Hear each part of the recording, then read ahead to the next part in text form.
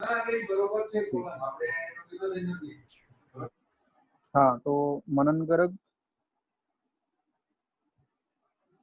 गर्ग और अमोल गुप्ता, ठीक है, एंड राजकोट से पुलिन, इनके पास में रिकॉर्डिंग रहेगी। अगर किसी को रिकॉर्डिंग चाहिए तो वो उनसे ले सकता है, और बाकी बच्चे तो एज पर नोट्स लिखेंगे, ठीक है ना। चलो, कैप कैपेसिटर में जो हम बात कर रहे हैं, कैपेसिटर एक्चुअली क्या है, कैपेसिटर एक कंडक्टर की तरह ही है, ठीक। तो कैपेसिटर होते क्या है, capacitor is a device which can store the energy, ठीक है ना। अब स्टोर एनर्जी है वो किसके फॉर्म में करता है, ये चार्ज होल्ड करके जो एनर्जी आती है, इलेक्ट्रिकल एनर्जी, इलेक्ट्रोस्टैटिक एनर्जी बोलते हैं हम जिसको, उस एनर्जी को ये क्या करता है, होल्ड करता है। जैसे कि हमारे पास में कोई भी डिवाइस है, तो जब भी कोई भी मशीन है, सपोज ट्रैक्टर है, गाड़ी हुई अपने पास, या कोई भी मशीन है, तो जब भी स्टार्ट होती है तो एक साथ ज्यादा लोड उठाती है, एकदम से उसको पावर ज्यादा चाहिए होता है। मतलब ये कुछ भी चीज है, उसको इनिशियल, अगर आप इनिशियली अगर उसको जब चलाते हो शुरू में, तो शुरू में क्या करता है कि वो एक बार इनिशिएट होने के लिए थोड़ा सा उसका रेजिस्टेंस ज्यादा ही होता है। रेजिस्टेंस मतलब वो वाला रेजिस्टेंस से मत मीनिंग रखना उसका, मतलब रेजिस्टेंस है कि थोड़ा सा उसको बूस्ट अप या फिर फ्लो में आने के लिए थोड़ा टाइम लगता है, और शुरू में जो इनिशियल एनर्जी होती है वो ज्यादा कंज्यूम करता है। जैसे कि हम गाड़ी स्टार्ट करते हैं, तो गाड़ी भी स्टार्ट करते हैं तो शुरू में वो क्या करते हैं, जब पिकअप लेती है तो पहले गियर में पिकअप लेती है, तो वो ज्यादा पावर कंज्यूम करती है, मतलब ज्यादा फ्यूल कंजम्पशन होता है जब गियर वन में होता है। तो जैसे वो पिकअप ले लेती है, उसके बाद में हम गियर चालू करते हैं चेंज करना। ऐसे स्कूटी हुई, तो स्कूटी भी जब शुरू में इनिशियल टॉर्क देता है टायर्स को, तो व्हील को जब जैसे टॉर्क देते हैं, तो शुरू में वो फ्रिक्शन है, फ्रिक्शन को ओवरकम करने के लिए, मतलब थोड़ा सा उसको स्टैटिक से काइनेटिक में कन्वर्ट करने के लिए शुरू में एक इनिशियल ज्यादा एनर्जी चाहिए होती है। तो ऐसे मान के चलो कि to boost to boost the device, मतलब डिवाइस कोई भी अपनी डिवाइस है, जैसे मोबाइल है, तो मोबाइल में भी बहुत सारे फंक्शन होते हैं। जैसे हम पबजी खेलते हैं तो उसमें बहुत ज्यादा एनर्जी चाहिए होती है। कभी कभी पता चलता है कि बहुत फटाफट कर रहे हैं, तो शुरू में लोड करने के लिए जो एनर्जी चाहिए होती है ना, वो प्रोवाइड करता है कैपेसिटर। तो यहाँ तक एक चीज समझ में आई, कैपेसिटर का यूज कहाँ पे है। कैपेसिटर का यूज यहाँ पे आया कि पहले जब हम कोई भी मशीन या डिवाइस को, इलेक्ट्रॉनिक डिवाइस की बात कर रहे हैं यहाँ पे, कोई भी इलेक्ट्रॉनिक डिवाइस को अगर मैं स्टार्ट करता हूँ, स्टार्ट करते वक्त जो इनिशियल टाइम में, मतलब बहुत ही माइक्रो सेकेंड या नैनो सेकेंड टाइम के लिए बहुत ज्यादा एनर्जी खर्च होती है, वो एनर्जी कैपेसिटर्स प्रोवाइड करते हैं। और ये कैपेसिटर्स हर एक इलेक्ट्रॉनिक डिवाइस में लगे होते हैं। तो ये अगर आप लैब में भी देखोगे तो आपको कैपेसिटर दिखाई देगा, उन पे लिखा होता है माइक्रो फैराड, इसकी जो यूनिट होती है ना कैपेसिटेंस की, माइक फैराड होती है।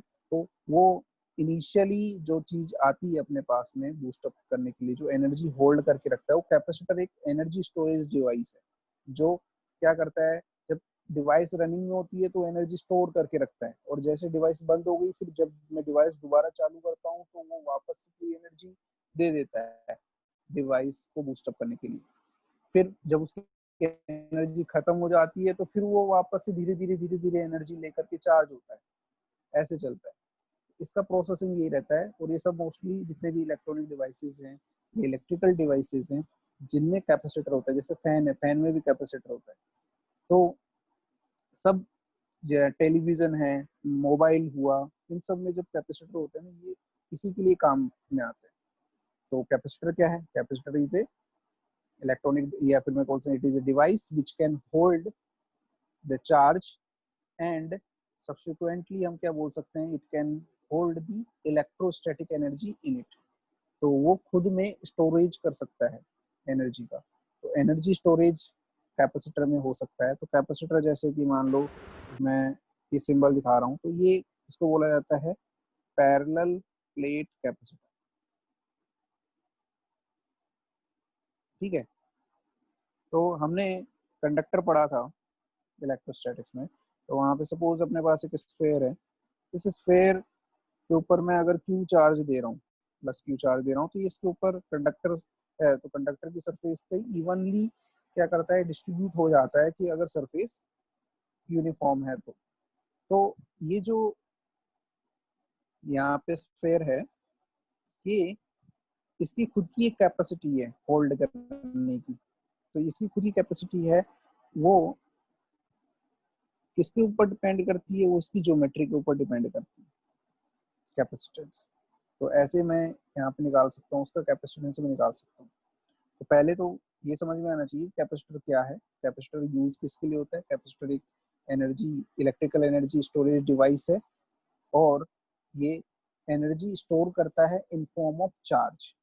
चार्ज उस प्लेट के ऊपर दे करके, कैपेसिटर्स के प्लेट के ऊपर हम चार्ज दे करके क्या कर सकते हैं, एनर्जी स्टोरेज करवा सकते हैं। जितना ज्यादा चार्ज उतनी ही ज्यादा क्या होगा अपने पास में इसकी होल्डिंग कैपेसिटी। तो ऐसे मान के चलो कि मैं इनफाइनाइट चार्ज अगर दे सकता हूँ उसको, तो उसकी कैपेसिटी कितनी हो जाएगी, इनफाइनाइट हो जाएगी। जैसे कि मान लो अगर मैंने इन दोनों प्लेट को कनेक्ट कर दिया, अगर मैंने इन दोनों प्लेट को एक शॉर्ट कर दिया एक वायर से, तो यहाँ पर मैं कितना भी चार्ज दे सकता हूँ, जितना भी चार्ज दूंगा वो सारा चार्ज वापस यहाँ पे आ जाएगा। इसका मतलब this plate can take infinite charge on it, that's why its capacity is infinite. तो कैपेसिटेंस का कितना हो जाएगा, इनफाइनाइट। तो कैपेसिटेंस क्या होता है, capacitance is the capacity of holding the charge on the plate. तो कैपेसिटेंस समझ में आ गया, कैपेसिटेंस क्या होता है, कैपेसिटर भी समझ में आ गया, कैपेसिटर्स हम यूज क्यों करते हैं ये भी समझ में आ गया। अब हमारे सिलेबस में जो कैपेसिटर हैं वो है पैरेलल प्लेट कैपेसिटर, और बाकी दो कैपेसिटर हैं, जैसे उनका नाम बताऊं तो एक आता है स्फेरिकल कैपेसिटर। सबको आवाज आ रही है? Yes sir. हाँ, स्फेरिकल कैपेसिटर। सेकंड आता है सिलेंड्रिकल कैपेसिटर।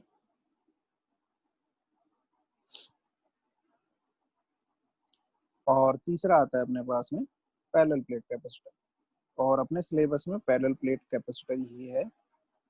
और इनसे जो माइनर क्वेश्चंस पूछे जाते हैं, ज़्यादा खास क्वेश्चन नहीं पूछता है, फिर भी हम एडवांस के ऊपर भरोसा नहीं कर सकते, कुछ भी पूछ लेता है। अगर कॉन्सेप्ट दे रखा है तो पैरेलल प्लेट को ही स्फेरिकल बना के भी पूछ सकता है। तो पैरेलल प्लेट कैपेसिटर, ठीक है। तो ये तीनों चीज़ें अपनी इनके बीच में, इन पे थोड़ा हम कम डिस्कशन करेंगे, इसके ऊपर हम फुली डिस्कशन करेंगे, ठीक है। तो पहले मैं स्फेरिकल कैपेसिटर है, तो कैपेसिटर और कैपेसिटेंस। तो जो कैपेसिटर है इसमें जो चार्ज Q, Q क्या है, Q is the charge which is on the capacitor plate. तो Q इक्वल्स टू, मतलब जो Q है that is directly depends upon the potential. मतलब ये किसके ऊपर डिपेंड करता है, जो चार्ज होल्डिंग कैपेसिटी है किसी भी प्लेट की, वो डिपेंड करती है कि कितना पोटेंशियल उस प्लेट के ऊपर है। अगर वो ज्यादा पोटेंशियल पे है तो ज्यादा मतलब ज्यादा चार्ज होल्ड रख रहा है, मतलब ज्यादा होल्डिंग कैपेसिटी। अगर वो कम पोटेंशियल है तो कम। तो यहाँ पे जो प्रोपोर्शनलिटी कांस्टेंट आता है वो आता है सी। सी इज द कैपेसिटेंस, तो सी इंटू वी। तो मैं सी को बोला जाता है कैपेसिटेंस, और इसका यूनिट होता है एसआई यूनिट इज फेरेड, ठीक है। अब ये फेरेड जो यूनिट होती है काफी बड़ी होती है, इसलिए मोस्टली हम क्या करते हैं, pico फेरेड, PF, nano फेरेड, NF, micro फेरेड, म्यूएफ, ऐसे हम सिंपली ये जो प्रीफिक्स लगा करके हम स्मॉल यूनिट ले लेते हैं फेरेड सब की। मिली फैराड पिको आएगा। फेरेड मतलब, हाँ वो भी आ सकता है, बट वो बहुत ज्यादा हो जाता है। माइक्रो फेरेड तक ही आपको प्रैक्टिकली देखने को मिलता है, ठीक है। जो अपने पंखे में भी लगा होता है ना, वो भी 2 या 3 माइक्रो फेरेड का लगा होता है। आप देख लेना उसको निकाल के, हालांकि निकालना मत, वैसे ही देख लेना, नहीं तो पिटाई मिल जाएगी ओके वहाँ पे। सर। तो सीधी बात है कि वो माइक्रो फेरेड तुम देखोगे ना, वो 2 या 3 माइक्रो फेरेड का ही आता है, ज्यादा का नहीं आता। तो ये बहुत ज्यादा हो जाता है। तो माइक्रो फेरेड तक बहुत है, सफिशिएंट है। मिली फेरेड भी होता होगा, बट ऐसा ऐसा तो मैंने तो देखा नहीं है। और नॉर्मली डिवाइसेस है ना, उसमें ज्यादातर ये यूज किया जाता है। नैनो फेराड और पिको सॉरी माइक्रो फेराड। तो माइक्रो मतलब 10 की पावर -6, नैनो मतलब 10 की पावर -9, पिको मतलब 10 की पावर -12। तो ये कैपेसिटेंस आ गया। अब मैं क्या करूंगा कि मुझे कभी भी किसी, या चाहे स्फेरिकल कैपेसिटर है, सिलेंड्रिकल कैपेसिटर है, या पैरेलल प्लेट कैपेसिटर है, ठीक है, इनमें अगर मुझे इनकी कैपेसिटी कैलकुलेट करनी है, वही मतलब कैपेसिटी का मतलब है मुझे इसका कैपेसिटेंस कैलकुलेट करना है। तो पहला मैं तुमको डेरिवेशन करके बताता हूँ ताकि तुम चीज़ों को फिर आगे हिसाब से लिख लो। और ये चीज़ें क्या है, काफ़ी सिंपल ही है, बस मेन चीज़ें कॉन्सेप्ट क्लियर होना चाहिए जो तुमने वहाँ पर कैपेसिटर नहीं सॉरी कंडक्टर पढ़ा था। कंडक्टर आपने पढ़ा है, तो कंडक्टर में जो चीज़ें है ना, सेम टू सेम कंडक्टर ही है। एनसीईआरटी में इसमें कुछ अलग से चैप्टर नहीं है। कैपेसिटर कैपेसिटर उसी में दे रखा है और वो ब्रीफ में दे रखा है, ज़्यादा चीज़ें इन्वॉल्व नहीं कर रखी हैं। तो इसीलिए ये कैपेसिटर है, हमने इसको अलग यूनिट बना करके अलग चैप्टर बना दिया है, बट एनसीईआरटी में वो उसी में है, कंडक्टर में ही है, मतलब इलेक्ट्रोस्टैटिक्स का जो चैप्टर है ना उसी में ही है, समझ रहे हो। तो उस यूनिट को उठा के हमने एक अलग चैप्टर ही बना दिया है। तो यहाँ पर पहला हम स्फेरिकल कैपेसिटर की बात करेंगे। तो स्फेरिकल कैपेसिटर होता कैसा है, तो स्फेरिकल कैपेसिटर सपोज ऐसा आ गया, ठीक। तो ये इनर सरफेस और ये आउटर सरफेस आपको दिख रहा है। मान लो कि मैं आउटर सरफेस का रेडियस ले लेता हूँ v एंड इनर सरफेस का रेडियस ले लेता हूँ e। तो काम करते हैं कि यहाँ से यहाँ तक, मतलब ये प्लेट है, अब यहाँ पे हमने चार्ज दिया, तो चार्ज देने के बाद में इसके ऊपर जो इलेक्ट्रिकल फील्ड है, गॉस लॉ के अकॉर्डिंग हम क्या कर सकते हैं, v इक्वल्स टू क्या होता है, ई डॉट डी आर होता है। तो अगर सपोज मैं यहाँ पे क्यू चार्ज देता हूँ, क्यू चार्ज मैंने यहाँ पे दे दिया इस सरफेस को, और यहाँ पे मैंने इसको अर्थ कर दिया। आप बाहर वाली सरफेस को भी अर्थ कर सकते हैं, ऐसे मैंने इसको यहाँ पे लिखा। तो क्या है कि सपोज ऐसी कंडीशन है कि हमने बाहर वाली जो सरफेस है उसको क्यू चार्ज दिया और इनर वाले को मैंने अर्थ कर दिया। ऐसे ही हम क्या कर सकते हैं कि जो इलेक्ट्रिकल फील्ड है यहाँ पे, हम क्या करते हैं डेरिवेशन इसका कर सकते हैं कि जैसे मुझे पता है कि जो डीवी इक्वल्स टू क्या होता है, minus e dot d r होता है। आपने ये फॉर्मूला पढ़ा होगा जब आप इलेक्ट्रोस्टैटिक्स पढ़ रहे थे। तो e dot Yes, d sir. R equals to क्या होता है, डीवी।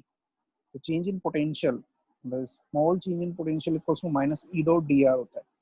अब इलेक्ट्रिकल फील्ड कितनी होगी, इलेक्ट्रिकल फील्ड की अगर बात करेंगे, सपोज इसमें मैंने बाहर क्यों चार्ज नहीं दे रहे, यहाँ पर हमने क्यू चार्ज दिया और यहाँ पर इसको ग्राउंड कर दिया। मतलब इसका एक और केस बन सकता है ऐसा, तो मैं और बताऊंगा इसमें। ये क्यू चार्ज है, अगर मुझे इलेक्ट्रिकल फील्ड यहाँ पे लिखनी है, तो इलेक्ट्रिकल फील्ड सपोज मैं कहाँ पे रखूंगा, इनके बीच में लिखूंगा। आर रेडियस पे जाकर के मैं एक इमेजिनरी गॉसियन सरफेस लेता हूँ। इस गॉसियन सरफेस पे इलेक्ट्रिकल फील्ड लिख सकते हो आप कितनी है, यहाँ पे इस पॉइंट पे इलेक्ट्रिकल फील्ड कितनी होगी, यहाँ पे इलेक्ट्रिकल फील्ड होगी इंटीग्रेशन ई, ई बराबर होगा के क्यू बाई आर स्क्वायर, होगा कि नहीं। और डॉट डी आर, अब इलेक्ट्रिकल फील्ड है उसकी डायरेक्शन ऐसी होगी और डी आर वेक्टर भी उसी डायरेक्शन में, और डी आर वेक्टर की डायरेक्शन भी उधर ही है। तो इसका मतलब जब मैं डॉट प्रोडक्ट करूंगा तो वो कितना आएगा, मतलब कोस 0 डिग्री लिखूंगा मैं, और ये डीवी आ गया। तो मैं इंटीग्रेशन कर रहा हूँ। अब पोटेंशियल, सपोज मैं क्या कर रहा हूँ कि यहाँ पे ये जो पोटेंशियल में चेंज है, पोटेंशियल में जो चेंज है वो v है, मतलब यहाँ से यहाँ इस इन दोनों सरफेस के बीच में।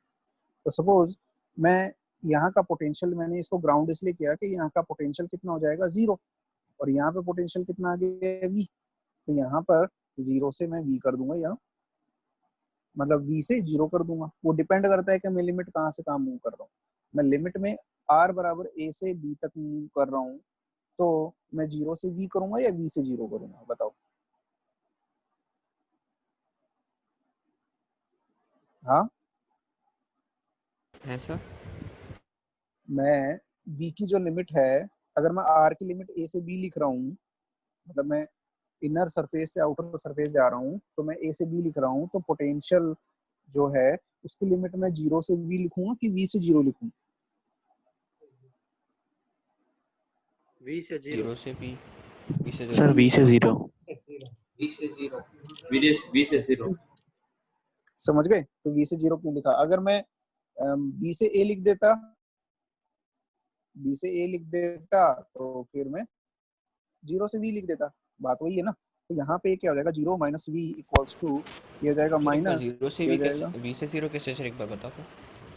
यहाँ पे इसको ग्राउंड कर दिया है, तो ग्राउंड कर दिया तो यहाँ का पोटेंशियल 0 हो गया, और यहाँ पर इसका पोटेंशियल कितना है v, हाँ समझे? तो 0 माइनस वी हाँ इक्वल्स टू माइनस के क्यू, और ये माइनस इंटीग्रेशन करूंगा तो एक और माइनस आएगा, याद करो, और लिमिट रखूंगा a से b, इंटीग्रेशन सही किया मैंने। तो यहाँ पर लिखोगे इसको आगे तो ये हो जाएगा माइनस माइनस कैंसिल हो जाएगा, तो v इक्वल्स टू हो जाएगा के क्यू, और अंदर हो जाएगा 1/a माइनस 1/b। ठीक है, तो अब अपना आंसर आ रहा है, मैं इसको, सब लोग यहाँ तक लिख लिए? यस सर, तो मैं लिख लिख लिया। सकता हूँ के q upon a b into b minus a, ये आएगा v के बराबर। यहाँ तक सही है? अब इसको मैं आगे फर्दर सोल्व करता हूँ, तो v इक्वल्स टू हो गया के क्यू अपॉन ए बी एक मिनट सर, इंटू वापस बी से पहले पेज पे माइनस, जाओ ना। देखो एक मिनट सर, लास्ट क्या लिखना है? वो मैंने नेक्स्ट में लिख दिया है, okay sir, okay next sir, slide में लिख दिया मैंने, ठीक है यही सर। लिखा है वहाँ। तो k की वैल्यू कितनी होती है, 1/4 pi epsilon naught a b, q ऊपर है b minus a equals to v। अब मुझे पता है, since we know q is directly proportional to v implies q equals to c। ठीक है, तो हम क्या लिख सकते हैं, v इक्वल्स टू q, और ये जो पूरी क्वांटिटी है ना, इसको मैं लिख दूंगा b minus a upon 4 pi epsilon naught a b, ऐसे। तो q इक्वल्स टू कितना हो जाएगा, 4 pi epsilon naught a b upon b minus a into v. तो मैं इस चीज को क्या बोल सकता हूँ, c c। तो c इक्वल्स टू कितना हो जाएगा, c इक्वल्स टू हो जाएगा 4 pi epsilon naught a b upon b minus a. तो ये क्या है, capacitance of the spherical capacitor. समझ में आया? कोई दिक्कत इसमें? No sir. चलो, अगर मैं आपको बोलूं कि if b tend to infinity, इसका मतलब क्या है? अगर मैं आपको बोल रहा हूँ b टेंड टू इंफिनिटी, इसका मतलब क्या है? बी का रेडियस ज़्यादा, मतलब b आउटर सरफेस तो है ही नहीं, इसका मतलब क्या है, सिर्फ ये, अच्छा, आउटर सरफेस 0। इस पे प्लस क्यू चार्ज, और इस पे जो पोटेंशियल है वो v रहेगा, और आउटर सरफेस है वो इन्फिनिटी पे, तो इन्फिनिटी पे तो पोटेंशियल वैसे ही 0 हो जाएगा उसका, उसको ग्राउंड करने की भी तो जरूरत नहीं है, समझे? तो यहाँ पर इसका अगर मैं c लिखूंगा तो वो कितना हो जाएगा, 4 pi epsilon naught a b upon b minus a. ठीक है ना? तो इसमें मैं क्या लिखूंगा, अगर मैं थोड़ा सा अगर मैथमेटिक्स इन्वॉल्व करूंगा, आपने अगर लिमिट्स पढ़ी हैं तो मैं इसको लिखूंगा limit b tends to infinity, लिख सकता हूँ। तो यस इसके सर। सॉल्यूशन क्या आएंगे, लिमिट पढ़ी है तुमने? हाँ सर हाँ, तो लिमिट इंफिनिटी बाय पढ़ी है, इंफिनिटी फॉर्म। तो ये इन्फिनिटी बाई इन्फिनिटी फॉर्म है।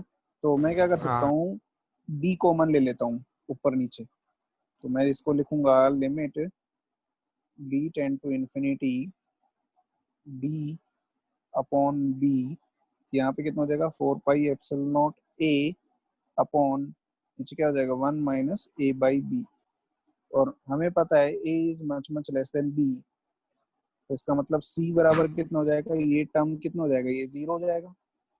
तो यहाँ पर ये आ जाएगा b और b कैंसिल कर देंगे तो 4 pi epsilon naught a, that is capacitance.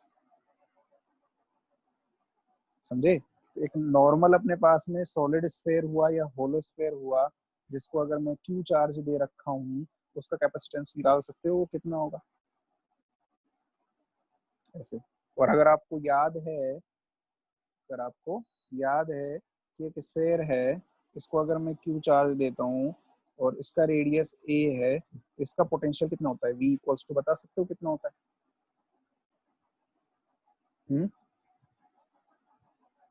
एक कंडक्टिंग स्फीयर है जिसको मैं q चार्ज दिया हूँ और इसका रेडियस a है, तो इसका पोटेंशियल कितना होता है, ये बता सकते हो? KQ/A। KQ by A। K की वैल्यू कितनी होती है, 1/4 पाई एप्सिलॉन नॉट होती है A, और ये Q इक्वल्स टू कितना हो जाएगा, 4 pi epsilon naught into A into V। तो मैं क्या लिख सकता हूँ यहाँ से direct, C equals to 4 pi epsilon naught A। Match हो गया? पुराने वाले से मैच हुआ कि नहीं हुआ? हुआ ना? यहाँ पे हमने ऐसा किया, ये चीज तुमको थोड़ी नई लगी, ये चीज तो पुरानी है, ये तो तुमको पता ही है ना। पोटेंशियल कितना होता है, KQ/R, और K की वैल्यू कितनी है, 1/4 पाई एप्सिलॉन नॉट में पुट कर दूंगा तो ये डायरेक्ट आ जाएगा। यहाँ पे आउटर स्फीयर ही नहीं है, आउटर सरफेस नहीं है ना, सिंपल सा एक स्फीयर है और उसके ऊपर चार्ज Q है। अगर उसके ऊपर चार्ज Q है तो उसका कैपेसिटेंस हम निकाल सकते हैं। तो यहाँ पे ये चीज आ गई। तो हमें स्फेरिकल कैपेसिटर है, तो स्फेरिकल कैपेसिटर का कैपेसिटेंस अगर निकालना हो तो हम इजीली निकाल सकते हैं। क्लियर? नाउ इसमें कोई दिक्कत हो तो बताओ। नहीं है? सर चलो, हाँ बोलो। सर जब हम वो दो कैपेसिटर से, इससे पहले वाला केस सर। कौन सा, ये? हाँ सर, इसमें सर, इसमें मैं से भी निकाल सकते थे ना कि VA का पोटेंशियल और VB का पोटेंशियल निकाल के भी तो निकाल सकते थे, हाँ, वैसे चलेगा? इसमें VA माइनस VB करना पड़ेगा। सिंपल सी ओके बात, सर। हम कर क्या रहे हैं, मान लो मैं इसको ग्राउंड ही नहीं करता, तब दोनों पे अलग अलग चार्ज दे देता, तब क्या होता? तब हम इस सरफेस पे और इस सरफेस के बीच में पोटेंशियल डिफरेंस निकालते और उसको इक्वेट कर देते, पोटेंशियल निकाल करके Q इक्वल्स टू C भी कर देते, काम खत्म। तो जरूरी थोड़ी है, क्वेश्चन तो कैसे बना सकते हैं, कॉन्सेप्ट पता होना चाहिए। सपोज ये स्फीयर सरफेस ऐसी है और ये सरफेस ऐसी है, यहाँ पे Q1 चार्ज, यहाँ पे Q2 चार्ज। अब यहाँ पे मुझे पूछा होता कि A है और ये B है, यहाँ पे मुझे पूछा होता और ये 1 सरफेस 2, तो V, यहाँ पे मैं क्या करता, V1 minus V2 equals to लिख देता, जो भी आंसर आता अपने पास में, और इसको मैं डायरेक्टली प्रोपोर्शनल टू करके C की वैल्यू निकाल लेता। इसमें तो कोई बड़ी हाँ डील सर। नहीं है ही नहीं ना। नेक्स्ट है इसमें cylindrical capacitor. Second, cylindrical capacitor. तो सिलेंड्रिकल कैपेसिटर है, सिलेंड्रिकल कैपेसिटर में क्या होगा, सपोज अपने पास में ऐसे ये सिलेंडर है, होलो सिलेंडर, ठीक, ये होलो सिलेंडर है जिसमें ये A है, ये B है। हमने क्या किया है, बाहर वाली सरफेस को ग्राउंड कर दिया है, नहीं भी करेंगे कोई दिक्कत नहीं है, वो सब बात चीजें हैं। इसको इनर सरफेस को मैंने Q चार्ज दिया, ठीक। अब जो बोशन सरफेस के अकॉर्डिंग मैं इलेक्ट्रिकल फील्ड निकालूंगा, तो इलेक्ट्रिकल फील्ड कितनी आएगी, अगर मैं इलेक्ट्रिकल फील्ड निकालूंगा r डिस्टेंस पे जा करके, इसकी इलेक्ट्रिकल फील्ड कितनी आएगी यहाँ पे, तो यहाँ पे मैं dv equals to minus e dot d r करूंगा, तो यहाँ पे आएगा बोशन सरफेस, हम कैसे लेंगे, यहाँ पे सिलेंड्रिकल बोशन सरफेस लेंगे, ठीक है। और सरफेस एरिया कैसा होगा, उस सिलेंड्रिकल क्वेश्चन सरफेस का जो कर्व्ड सरफेस है ना, that would be the surface area. और सपोज इसकी लेंथ अगर l है सिलेंडर की, तो वो हो जाएगा 2 pi r l. S equals to कितना हो जाएगा, 2 पाई आर इंटू एल। और मैं अगर इलेक्ट्रिकल फील्ड यहाँ पे निकालना चाहूँ तो इलेक्ट्रिकल फील्ड हम कैसे निकाल सकते हैं, मैं पुरानी स्लाइड में बता देता हूँ। यहाँ पे E into area, surface area कितना हो जाता है, 2 पाई आर एल हो जाता है। ये पहले हम पढ़ चुके हैं, इसलिए मैं फटाफट बता रहा हूँ। चार्ज इनक्लोज्ड कितना है inside the ocean surface is Q by epsilon not. Electrical field कितनी हो जाएगी, Q upon 2 pi r L into epsilon not. ये इलेक्ट्रिकल फील्ड है इस गॉसियन सरफेस की। इस गॉसियन सरफेस के ऊपर मैं Q upon 2 pi r L epsilon not यहाँ पे रखूंगा, इंटू डी आर करूंगा। एंड डी आर वेक्टर और इलेक्ट्रिकल फील्ड वेक्टर के बीच में एंगल 0 है, तो मैं यहाँ पे cos 0 डिग्री कर दूंगा, दैट वुड बी डी। और यहाँ पे मैं इंटीग्रेट करूंगा कहाँ कहाँ से, ए से बी तक अगर मैं इंटीग्रेट कर रहा हूँ तो पोटेंशियल चेंज कहाँ से कहाँ हो रहा है, वी से 0, क्योंकि यहाँ पे आउटर सरफेस पे पोटेंशियल 0 है और इनर सरफेस पे पोटेंशियल कितना है, वी। तो ये हो जाएगा 0 माइनस वी इक्वल्स टू, इसका इंटीग्रेशन करूंगा तो ये minus Q upon 2 pi epsilon naught into l, और इसका हो जाएगा l n d by, minus minus cancel out हो गया। यहाँ तक लिख लिए सब लोग।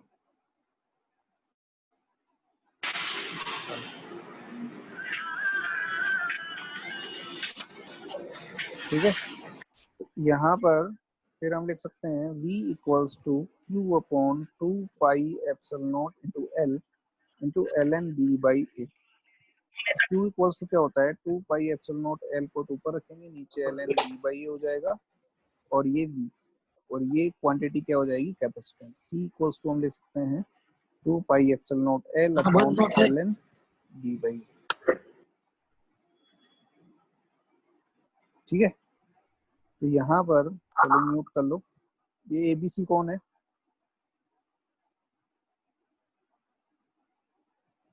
एबीसी कौन है,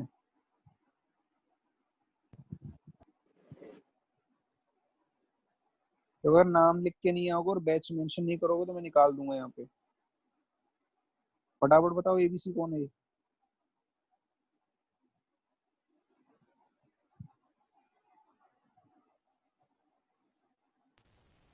तो ये आ गया कैपेसिटेंस सी।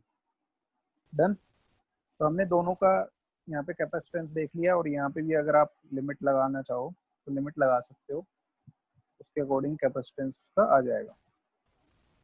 सेकंड चीज हो गई। थर्ड इसमें आता है पैरेलल प्लेट कैपेसिटर, जो अपने कोर्स में, और इसको अच्छे से पढ़ना है। Parallel plate capacitor, parallel plate capacitor का डायमेंशन ऐसे रहेगा, ऐसे सोचो कि ये है, एंड दूसरी प्लेट ऐसे, मतलब दो लार्ज प्लेट हमने ले ली,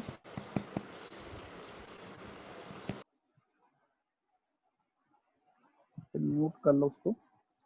हमने दो लार्ज प्लेट ली जिनके बीच का जो सेपरेशन है ये कितना है, that is small D.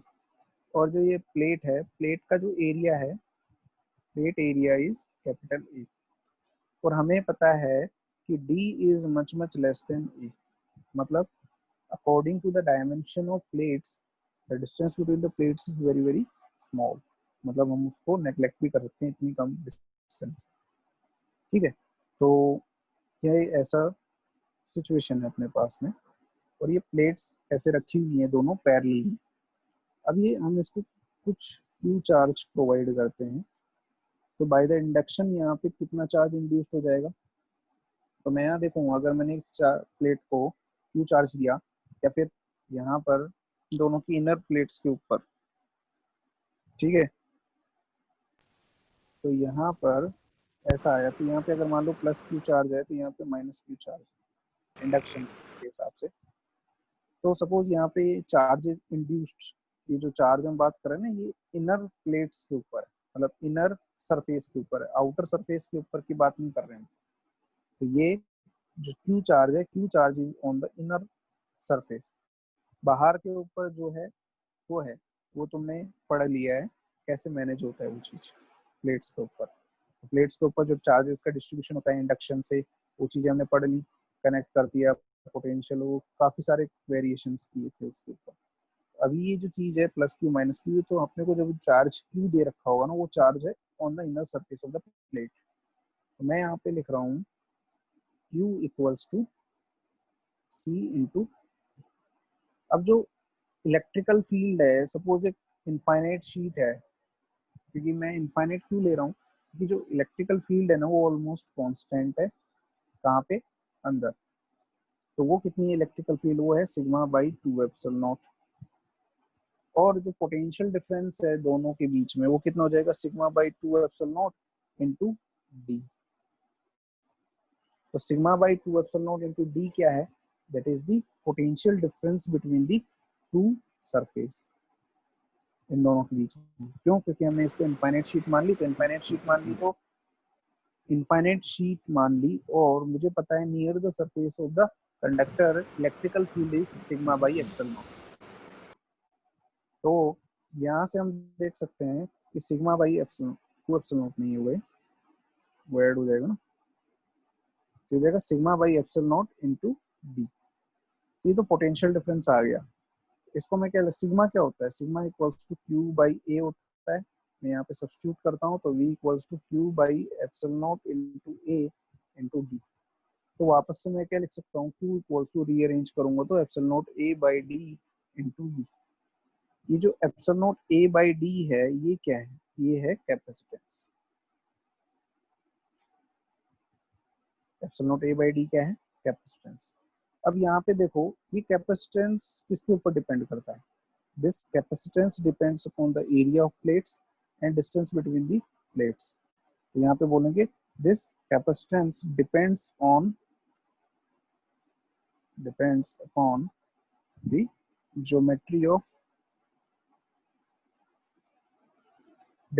The geometry of plates.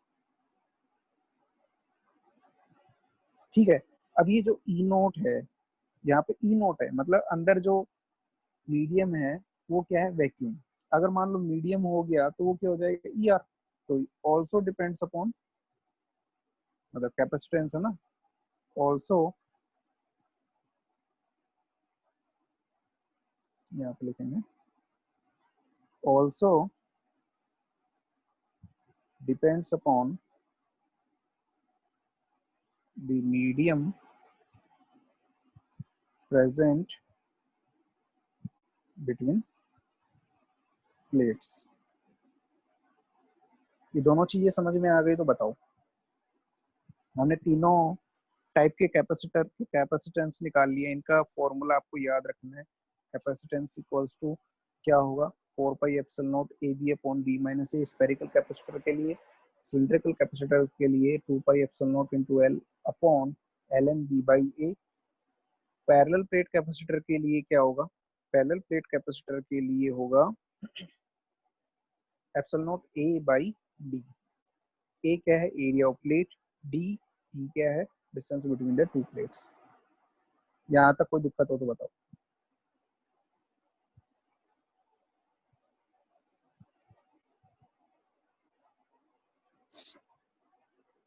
ठीक है।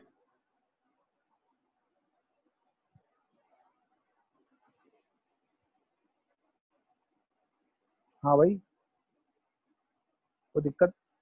Yes, No, no sir. sir, no doubts. ठीक।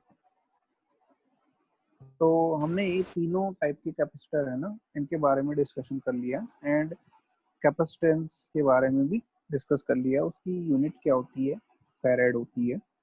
अब अब इसमें होता है चार्जिंग ऑफ कैपेसिटर, तो या फिर उसके बीच का जो पोटेंशियल डिफरेंस है वो हम कैसे लिखते हैं? तो सपोज अपने पास में कैपेसिटर है, ठीक।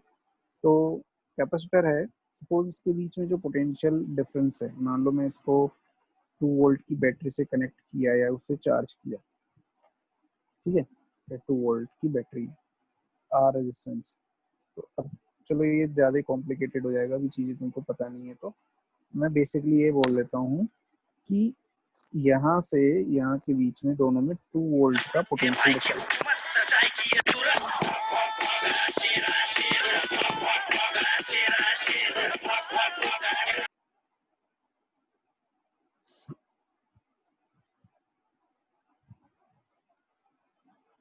इन लोगों को चैन नहीं मिलता है कि कौन है ये।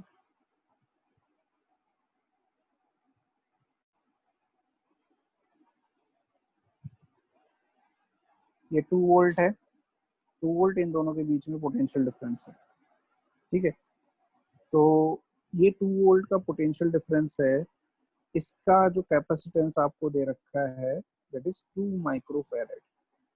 ठीक है, तो यहाँ पे इसके ऊपर कितना चार्ज होल्ड होगा वो बताना है। तो Q कितना चार्ज होगा आप बता सकते हो डायरेक्ट फॉर्मूला लगा के, Q इक्वल्स टू CV से कितना आएगा?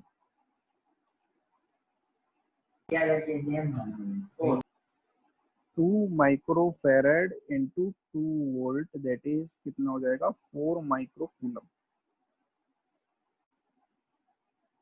समझा? तो Q equals to Yes, sir. 4 micro coulomb. ये चार्ज किसके ऊपर होगा? ये इस प्लेट के ऊपर। समझ गए? तो Q equals to 4 Yes, sir. Micro coulomb is charge on this plate. अब दूसरी चीज अपने को क्या करना है यहाँ पर, सपोज ये चार्जिंग कैसे होती है वो चीजें हम उनको बाद में आगे टाइम के साथ बताएंगे। पहले तो ऐसे मान के चलो कि इसके अक्रॉस में 2 वोल्ट का पोटेंशियल डिफरेंस आ गया।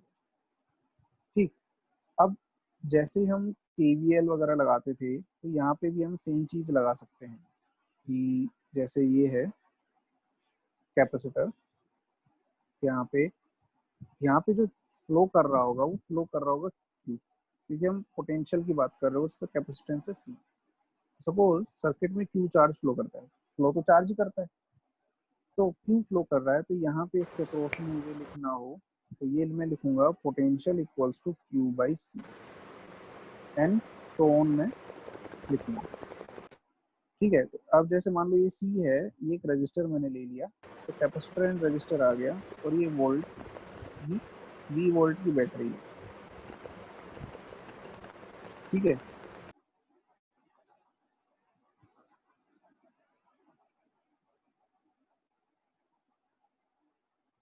ये V वोल्ट की बैटरी है, यहाँ पे Q चार्ज फ्लो कर रहा है, ये करंट है I।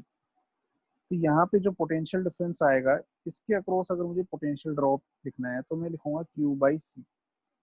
और यहाँ पे जो करंट जा रहा है तो यहाँ पे मैं क्या लिखूंगा? यहाँ पे पोटेंशियल ड्रॉप होगा I इंटू R। ये मैंने ड्रॉप इक्वेशन लिखी है। तुम लोग पोटेंशियल गेन इक्वेशन भी लिखते हो तो माइनस माइनस लगा के चलते हो। अब मैं यहाँ पे इस नेगेटिव टर्मिनल से टकराऊंगा तो ये माइनस V आएगा इक्वल्स टू 0। ऐसे हम ये KVL इक्वेशन लिख सकते हैं, किरचॉफ वोल्टेज लॉ। सिंपल सा क्या याद रखना है कि जो ये जो प्लेट है यहाँ पे अब आ रहे हो, तो अगर मान लो यहाँ पे Q चार्ज है फ्लो कर रहा है इस डायरेक्शन में, अगर मैं चार्ज के अपोजिट डायरेक्शन में जाऊंगा तो माइनस लिखूंगा। समझा? तो मैं माइनस लिखूंगा। अगर वही सेम चीज है करंट के जैसे, करंट की डायरेक्शन में चल रहा है तो प्लस लिखेंगे, अगर करंट की अपोजिट डायरेक्शन में जा रहे हैं तो माइनस लिखेंगे। सेम, बस करंट की जगह हम लिखेंगे चार्ज, बाकी एज इट इज सेम। तो ये वाली चीज हुई।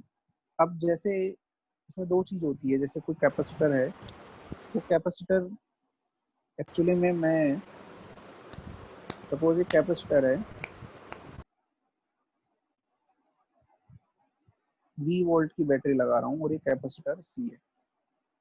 ठीक, और कैपेसिटर C ना बोल के मैं इसको बोलता हूँ कि इसका जो प्लेट का एरिया A है एंड इनके बीच में जो डिस्टेंस है वो D है, और एप्सिलॉन नॉट क्या है यहाँ पे वैक्यूम है। मतलब इसको एप्सिलॉन नॉट ना बोल के मैं बीच में क्या बोल दूंगा, ये क्या है बीच में वैक्यूम। तो अपना क्वेश्चन ये है कि जैसे जैसे मैं इसकी डायमेंशन चेंज करूंगा किस किस चीज के ऊपर वेरिएशन आएगा। तो पहला अगर मैं बात करूं यहाँ पे कि पहला अगर मैं डायमेंशन लेता हूँ, डायमेंशन जैसे कि सपोज एरिया A ले लेता हूँ और डिस्टेंस D ले लेता हूँ। सेकंड केस है कि अगर मैं एरिया हाफ कर दिया और डिस्टेंस सेम रह गया। थर्ड केस है कि मैंने एरिया सेम रखा, डिस्टेंस हाफ कर दिया। फोर्थ केस है मैंने दोनों को हाफ कर दिया, दोनों को मैंने क्या कर दिया, हाफ। और इसमें battery is connected, battery is connected through out. हमने जितनी भी सिचुएशन है ना, सब में बैटरी कनेक्टेड रखी है, इसमें हमने चेंज नहीं की बैटरी। तो यहाँ पे अगर मैं बात करूंगा तो कैपेसिटेंस में क्या चेंज आएगा आपको बताना है। कैपेसिटेंस फटाफट नोट करेंगे। दूसरा कि कैपेसिटेंस के बाद में ये वोल्टेज अक्रॉस द कैपेसिटर वो क्या रहेगा, चार्ज कितना आएगा एंड इलेक्ट्रिकल फील्ड कितनी है, इसकी टेबल बनानी है। तो पहले का कैपेसिटेंस कितना आएगा, पहले का कैपेसिटेंस कितना आएगा,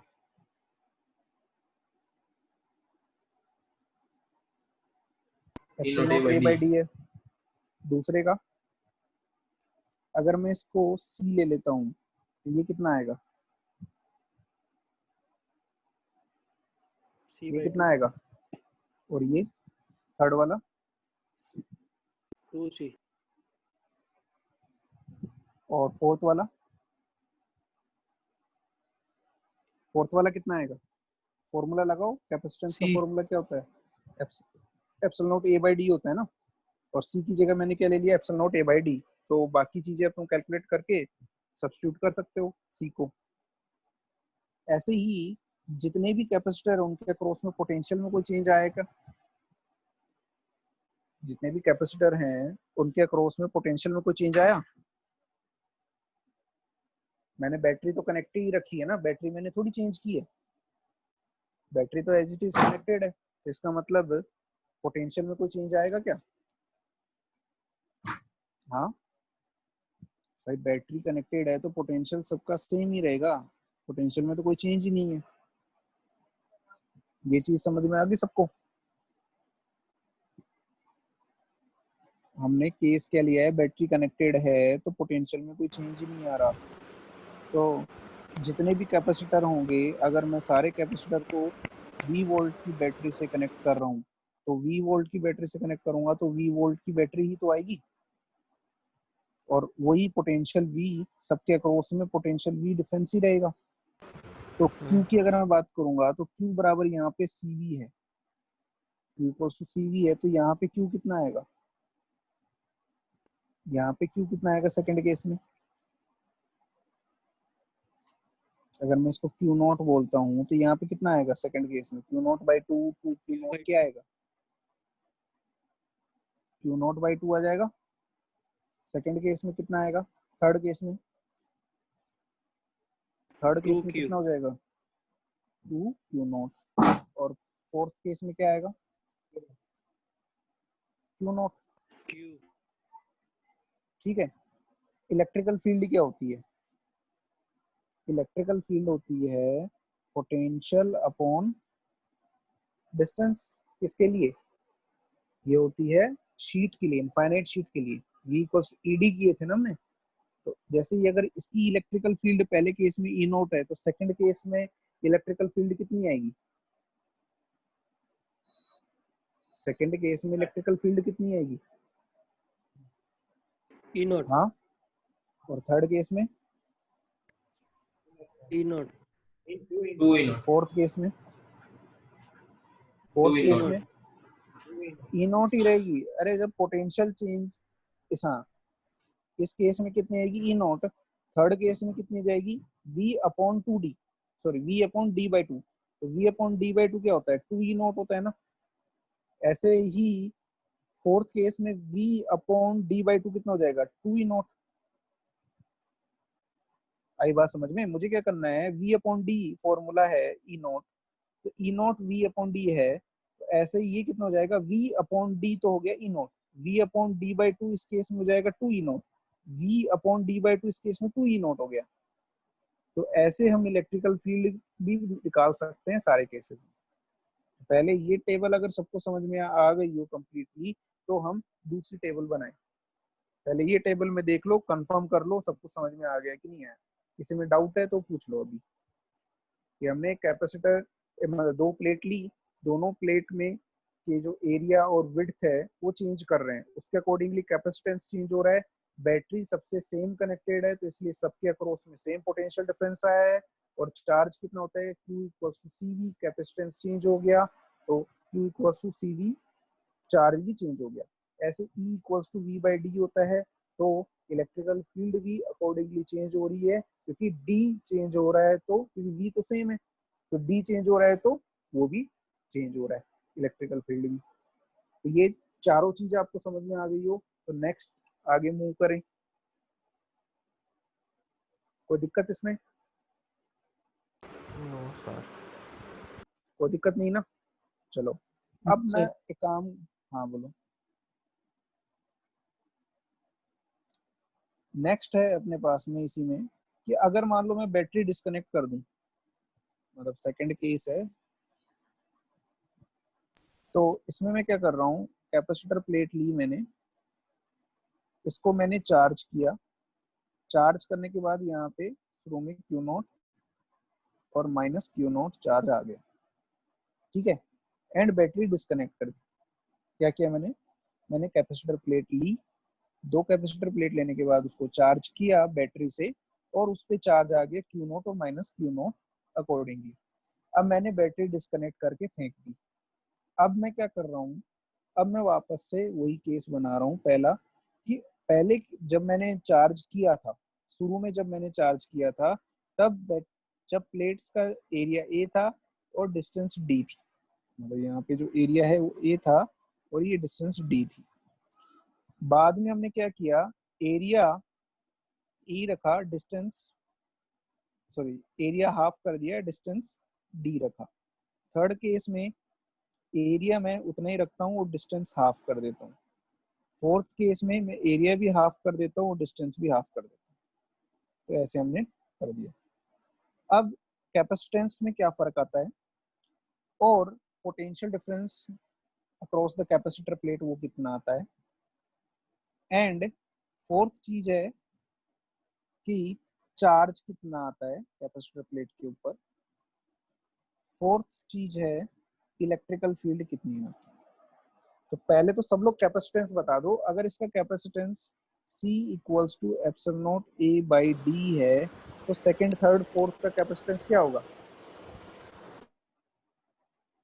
सेकंड का कैपेसिटेंस कितना आएगा, C/2 यहाँ पे charged and battery disconnected.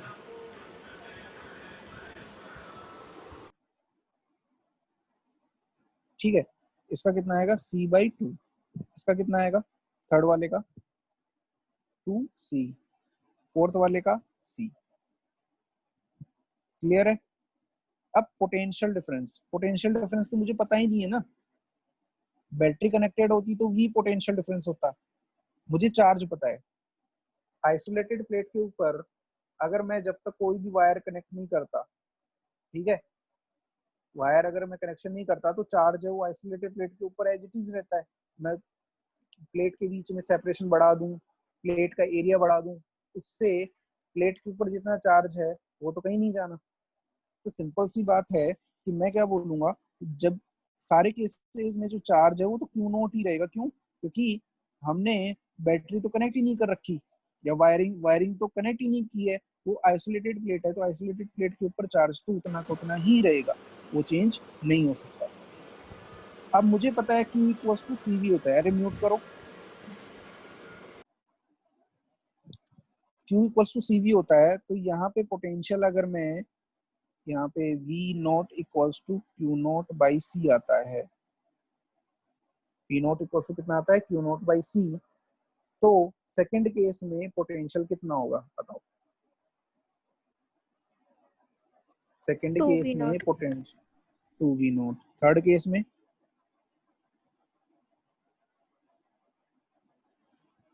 We not कितना बाई टू आएगा, और फोर्थ केस में वी नॉट ऐसे ही इलेक्ट्रिकल फील्ड कितना आएगा, इलेक्ट्रिकल फील्ड कितना आएगा, इलेक्ट्रिकल फील्ड होता है E not equals to V/D। उसको तो मतलब ही नहीं ना किसी से, तो E not equals to V/D है। क्लियर। सेकंड केस में कितना होगा, मतलब Q नॉट बाई CD क्या हो गया, E नॉट। तो सेकंड केस में क्या हो जाएगा, 2V नॉट है ना, तो इलेक्ट्रिकल फील्ड भी 2 टाइम्स हो जाएगी, तो यहाँ पे 2E नॉट हो जाएगी। थर्ड केस में यहाँ पे V not by 2 upon D/2, मतलब 2 कट गया तो E नॉट ही बचेगी।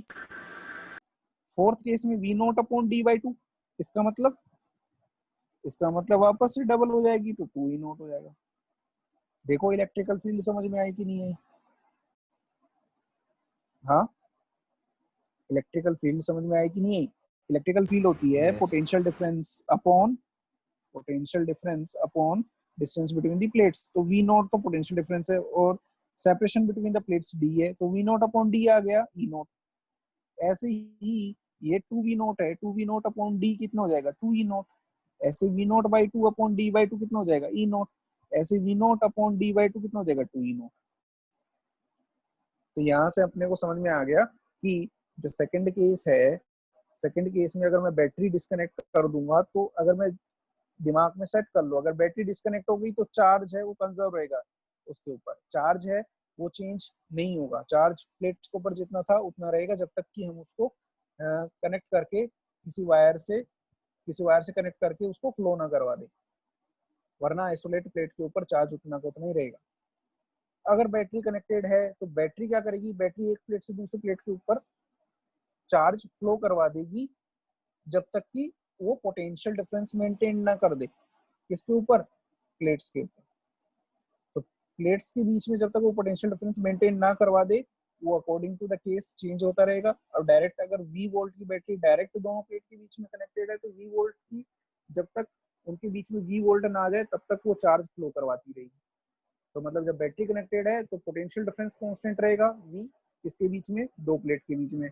अगर दोनों प्लेट को मैंने आइसोलेट कर दिया चार्ज करने के बाद, जो जो चार्ज उसके ऊपर आ गया था वो चार्ज एज इट इज रह जाएगा, फिर अकॉर्डिंगली चीजें जितनी भी हैं वो चेंज हो जाएंगी। समझ गए। तो अपने को ये चीज क्लियर रखनी है। कोई डाउट यहाँ तक, कोई डाउट यहाँ तक, हमने कैपेसिटर में इतना अभी नहीं पढ़ा है, सर। इसमें कोई डाउट। चलो ठीक है, तो नेक्स्ट क्लास में फिर हम यहाँ से कंटिन्यू करेंगे। और जिन लोगों ने रिकॉर्ड किया है वो लोग फिर आपस में, जो लोग जिनकी मिस हुई है ना तो क्लास को शेयर कर सकते हैं वीडियो। तो यहाँ पे मनन गर्ग था एंड पुलिन राजकोट में, एंड एक और लड़का था ना, क्या नाम था उसका। चलो अमूल ठीक है, गुप्ता। मनन गर्ग और हाँ अमोल गुप्ता, तो इन्होंने रिकॉर्ड किया है ना, तो वो लोग शेयर कर सकते हैं। ठीक है, थैंक यू।